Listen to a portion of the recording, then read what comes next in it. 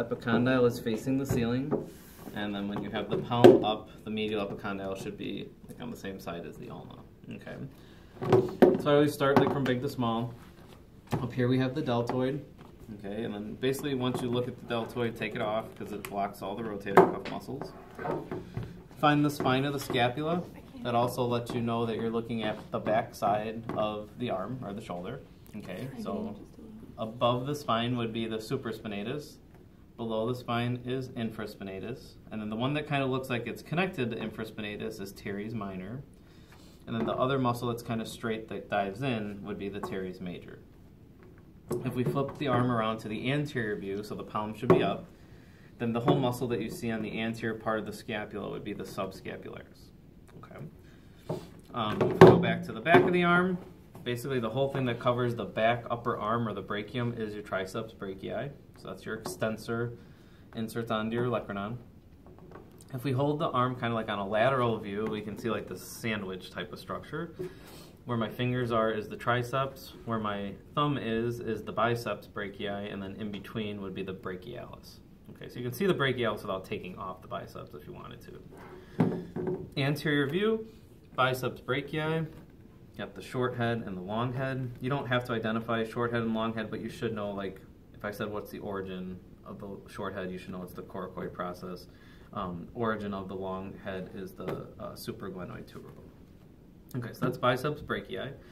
Insertion is on the radial tuberosity. And again, you could take this off if you wanted to see the brachialis, but if you don't want to take it off, you just can see it on the side there.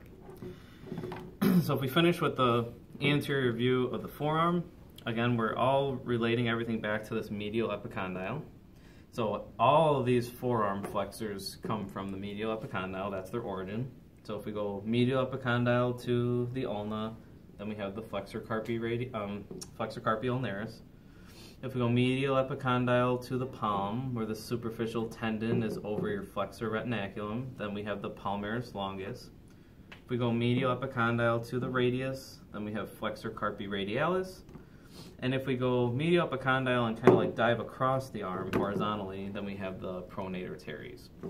And the last one is a little deeper to the palmaris longus, and you'll see it as number 26, and that is your flexor digitorum superficialis. And it's called the superficialis even though it's deep to this because there is also a flexor digitorum profundus, which would have been found like a little bit deeper.